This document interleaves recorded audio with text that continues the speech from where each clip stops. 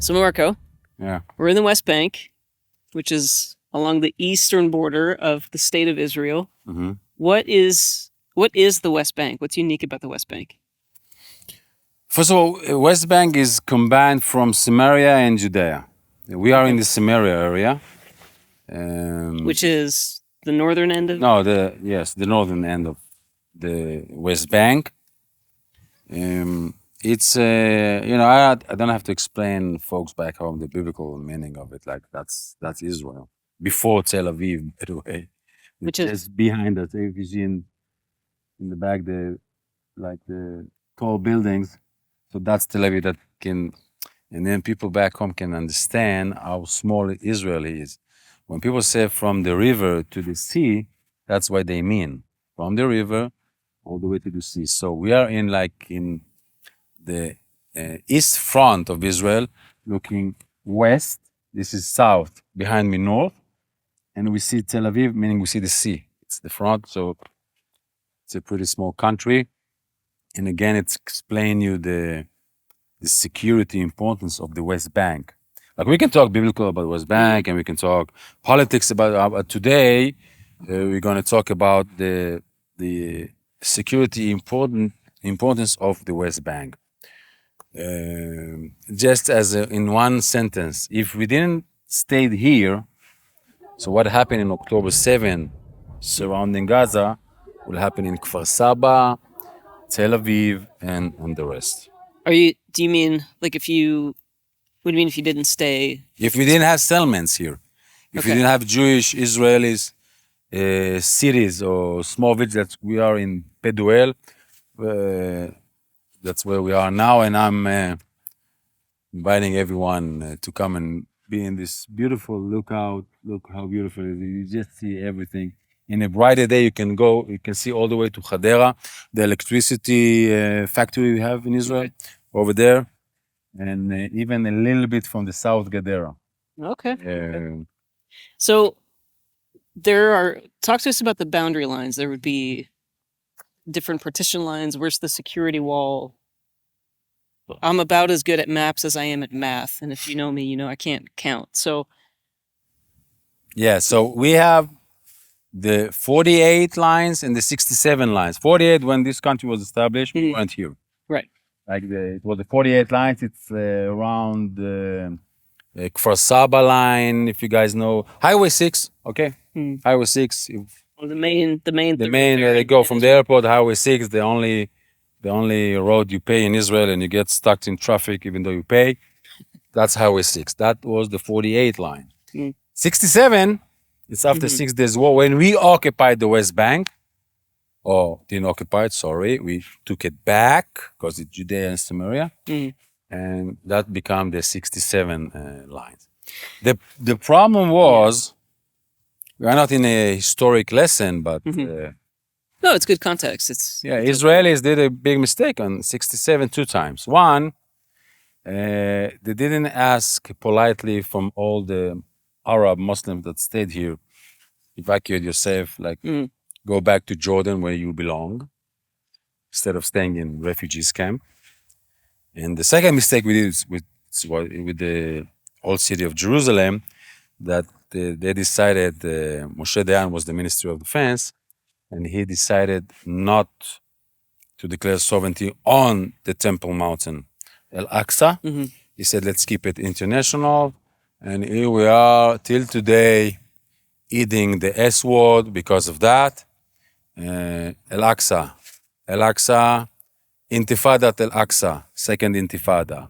Tufan Al-Aqsa, October 7. TV channel of Hamas, Al-Aqsa. Everything is Al-Aqsa. Which is pretty weird because in the Muslim world, it's not that important, Al-Aqsa. Yeah. But as a narrative, it's very important. So... it became very important. It's not mentioned in the Quran. It became very important. So, no, the flyover is helpful because a lot of people don't realize that there was a two-state proposal in 1947, 1948 as the British mandate was expiring. The Palestinians didn't accept the terms of that. And that's just kind of been the ongoing... We circle back around that mountain every so often. We're circling back around that mountain now. So anything built in the West, any Jewish neighborhood built, we're in a Jewish neighborhood, built in the West Bank now is a settlement. Give us 30 seconds. What's a settlement? How many are there? A settlement, it's a phrase from Hebrew meaning he came and settled in the land. So the deal is that around, like, it's a Zionist program actually, like to plant cities and villages around the Palestinians. Now, I cannot continue without explaining folks back home about the Palestinians. You hear the shooting in the distance, it's the army training. I remember the story that an Israeli professor went to Nablus, to university, and Najah, meaning success in Arabic, but it's a very pro-Islamic, radical Islamic university. And he spoke with Palestinian students. And he said, okay, guys, and the purpose of the lecture was the Israeli-Palestinian conflict. And he said, before we drill down that, let's talk. I have to tell you a story. You know, in the time of Moses, the story is that when he came to Israel, or around Israel, he went and, he took off his clothes and went into the water that he wanted, and then came a Palestinian and stole his clothes. So then a student jumped from there and said, hey, wait a minute. But there weren't any Palestinians in that time. I said, okay, now let's start talking. So that's the story. The Palestinians, there isn't any Palestinian state, and there isn't any Palestinian people. Actually, it's something that the Israelis invented. Because the Jordanians or Egyptian, if it's Gaza. But because of radical left in Israel and the Oslo process, that we're going to do a separate thing about that because it's heavy. Think about it. After October 7th, it's crazy, again, thinking about it. Israel invited a terror organization. Yasser Arafat was the leader. A big terrorist. We almost killed him in the first Lebanon war. We kicked him out to Libya. Talking now the same. Maybe it can happen with Sinwar. That kicked him out. And we invited him and his people, Palestinians, and told him, hey, let's do like a peace process, political process, and we gave them weapons. So, don't remember your question. Oh, no. So Arafat is the leader of, what is this? Was. He was the leader of the Palestinian Authority. But I hear our partners in Europe and Americans said, when now they are talking about the two-state solution, they say, but you guys, Israelis, you brought that on the table. You brought the two-state solution on the table. You created this Palestinian Authority. It's not us, it's you. And this was the 90s? Yeah, 94. So the Palestinian Authority is still the governing body over the West Bank. Only today. the West Bank. They were governing the Gaza Strip all the way to 2005 when the army withdrew. And then what happened? Hamas came, kicked them out, just throw them literally from buildings. Through the PA, off of buildings, through the PA, out of Gaza. Yeah, and took over the Gaza Strip, and we all know how this thing ends. So are Hamas and the PA friends? Or No, they are rivals. Because there was a poll recently that 90% of Palestinian residents in the West Bank support Hamas. True. And we talked a couple episodes ago that the PA spokesperson recently said, if, we're waiting to the end of the war and then we're happy to do an election and we'll do a peaceful transfer to power if anybody else wins. Well, we all know Hamas would win an election. You will see the settlement around us later on, but let me explain something very simple, okay? If the Palestinians here in the West Bank had the capability, meaning the weapons, the bombs, they will do October 7 each week in every settlement here, each week. The only reason, values level, you're saying there's a complete congruence, total agreement. They want to kill the Jews no matter what. They don't care about well-being. They don't care about money. They don't care about businesses. They don't care about jobs. Their agenda is pretty simple. They want to kill the Jews. Simple as that. Stay with me. Yeah. And the only reason that this thing doesn't happen is because the Israeli army, not like in Gaza, is controlling the area, meaning he can go in and out whatever he wants to the cities, the main cities, and capture the terrorists while they're sleeping or dreaming about doing something. So that's that's the only reason. No one be mistaken. Everybody else is naive, a dreamer, or using a lot of marijuana. So you might hear that and think, well, Marco, look, you're just typecasting. That's racist. Not all Palestinians. Like, that's ridiculous. But if you remember, like, think back to October 8th, October 9th, October 10th, and all of the footage that was coming out from Hamas cameras about October 7th. And there were a couple jihadis that were, I don't know. I actually don't know what happened to this woman, but they were in a grandmother's living room. I don't know if they later kidnapped her or something. And they took like a really condescending propaganda photo with her. Like the jihadi sitting here, he does a peace sign, whatever, and has like the grandma, like it just was just disrespectful. Like imagine if that was your grandma. Not to mention everything else that was going on October 7th. But he thought this will be funny, right? He's trolling Israel and using a grandma to troll Israel. Put it on the internet. And then here in the West Bank, there was a pizza joint that used that photo as marketing. They did an ad. So they photoshopped that grandma with one of their pizzas just to be like, yeah, we support what happened. We would do the same to your grandma. And in fact, now we're going to run a sale on our pizzas to celebrate what Hamas did in Gaza in the Gaza envelope on October 7th. And people bought that pizza. So on no level am I saying that if you were born, with the Palestinian ID, that there's something inherently wrong with your brain or your mind. But I will say that if you extracted anti-Semitism from the soil of this land, there would be peace in the Middle East. If you extracted anti-Semitism from Islam, there would be peace in the Middle East. That's the main hindrance. So now you have Jewish settlements throughout the West Bank, which are very controversial. As Marco said, this is not a history lesson. Almost 500,000, 500,000 Israelis. In the West Bank. Yeah. Which is, again, just a very controversial issue. But Israel has a responsibility to protect 500,000 Israeli civilians in the West Bank. What are the running concerns for those Israeli civilians before October 7th and since October 7th?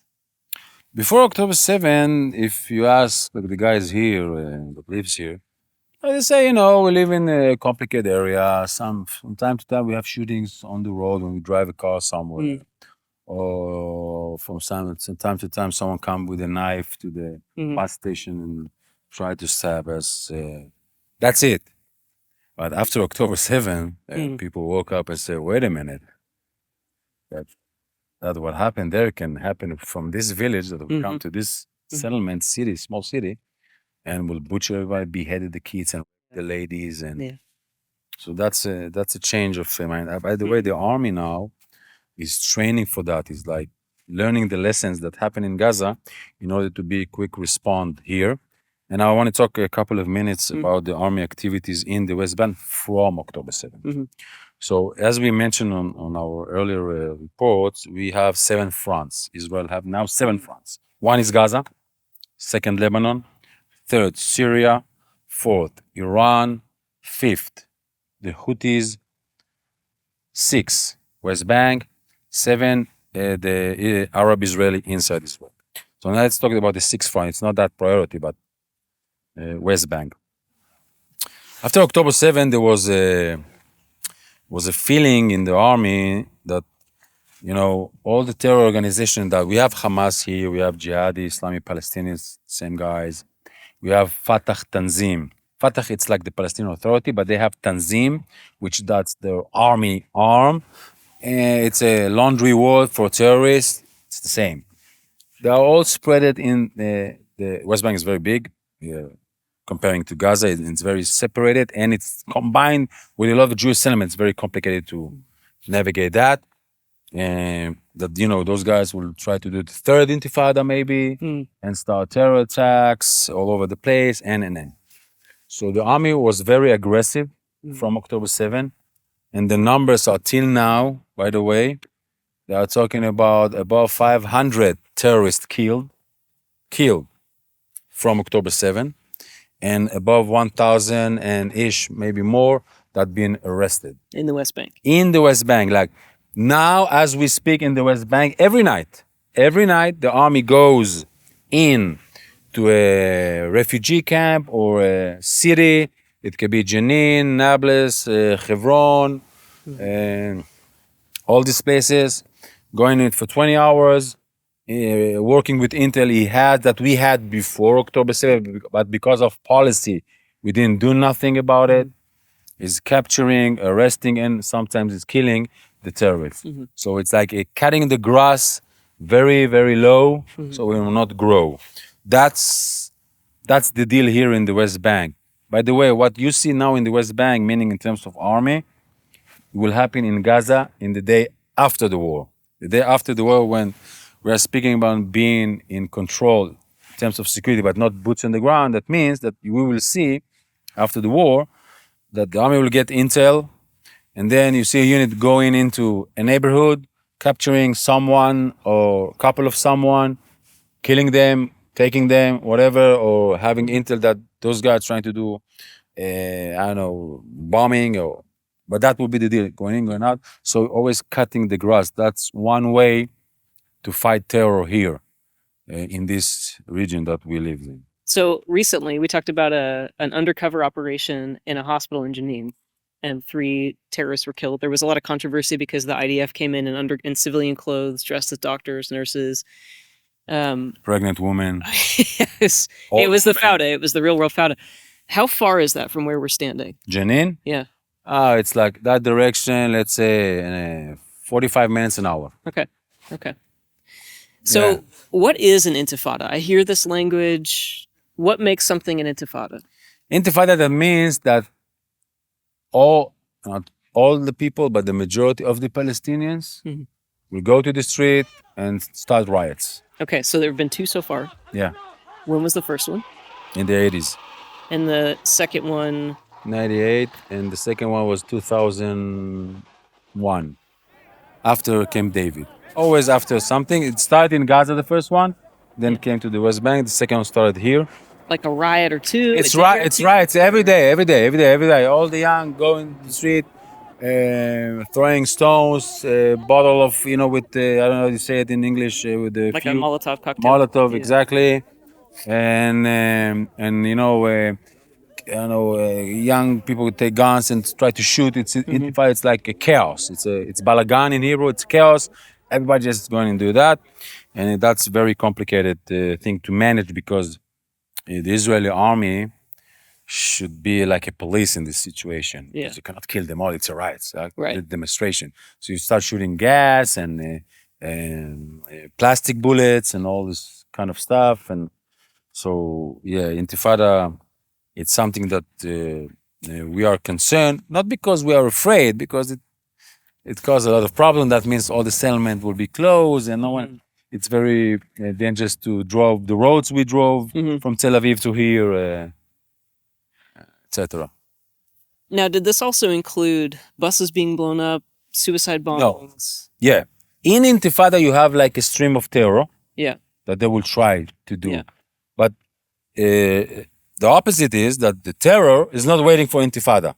Meaning, if now Hamas in Nablus will have the capability and the opportunity, meaning the capability to bomb a bus in Tel Aviv, he will do it. He will not wait for Intifada. So he doesn't care about Intifada. He has his agenda. Sure. And he wants Intifada because he wants riots from all his people. It makes it harder to. Yeah. But for him, like, it's not about timing. It's only about capability. If we can do it, we'll do it. Okay. Talk to me about the security wall then, because as I understand it, the security wall between the West Bank and the state of Israel proper was put up in response to suicide bombings after the second Intifada. Is this true? True. Yeah. I passed the test. You see that, guys? I got it right. The security wall, which again is a laundry word for a nice wall, tall one with electricity on it, like. Yeah, I will say it's effective, but if you want to see like you should look at what the Egyptians are building on the Gaza border right now. That is. Nah. You should. Texas need to do that Yeah. in their border with Mexico, but that's another issue. It's another issue. Yeah. But it's, But it's we a good support wall. Texas. Yeah, We support we Texas. support We Texas. support Texas. And the governor of Texas. And so the security wall is located on the 67 line, meaning it's not here. It's not in from the river. It's not in the river. It's between the river to the sea. Right. It's like Highway 6 when it was Israel before 67. We did a security line. And ask me why. Like you guys kind of put all the settlement in where in the Palestinian side? Yeah, because you cannot do a security wall here because it's all mixed. You have one settlement, villages, practically on the ground. You cannot do it. Okay.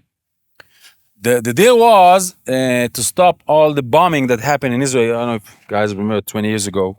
It was horrible. You eat ice cream in Tel Aviv, you get blew up. You go to a bar in Tel Aviv, you get blew up. It was crazy buses, and it cost us like 1,000 Israelis were killed all over Israel until we overcome that in terms of security. I mean, so that wall was built at that time in order to stop as much as you can from whoever wants to just go into Israel easily. Now they have to go through a checkpoint. And what happened now, you see them blowing up or shooting at the checkpoint. Usually all the terror attacks are at the checkpoint, which... I mean, just earlier today. Yeah. Yeah. So when you hear like 10,000 Americans in the street chanting, "There's only one solution, Intifada revolution." From the river to the sea, Palestine will be free. Like I doubt that any of these people are watching this video, but I have to ask. There's only one solution to blow up buses and bomb playgrounds, and it's ridiculous. What is the solution? The solution. The solution will be that we will have to live on our sword for years, decades. A mistake will be a Palestinian state. That's a strategic mistake, because the Palestinian state means that October 7 will happen here and here and here and here. Okay. So that cannot happen. Solution is always have a good security agency. Now, I'm not a political guy, and maybe, I don't know, tomorrow we'll raise up a Palestinian leader. I will say, guys, enough. Enough. Let's put the arms. Let's not teach our kids in school the Mein Kampf, Adolf Hitler's book. Yeah. Okay? Let's not teach our kids in school that we have to kill all the Jews. Let's stop paying salaries to the families of the suicide bombers. Yeah. If we see that happen, so we know there's someone to talk with. Right. Until that will not happen, we will still keep on doing what we're doing now. So I have a question, and I hesitate almost to frame it this way, but it's concise. I saw it online. I haven't dug into it. I don't want to spread Twitter rumors and conspiracies, but it's bubbling enough that people are talking about it, that there's rumors that the U.S. State Department is evaluating, assessing, attempting to get this unicorn prize of establishing a Palestinian state. Every U.S. administration has looked at this like this would be every achievement. Democrat. Every Democratic U.S. president. That's a better way to say it. But there are rumors that the U.S. State Department wants to circumvent Israeli consent and just establish a Palestinian state. How would that be different than a Palestinian territory now? What would change? Good idea, bad idea? I heard about this. I don't think there is a word in English to say how ridiculous it is to do that, like especially after October 7, but leave that aside. Now even though we are not very intelligent Israelis, we understand that America now is an election year. Yeah. And it's very tight between Republicans and Democrats, and it's Biden against Trump. and we are fully aware of the left progressive side of the Democratic Party.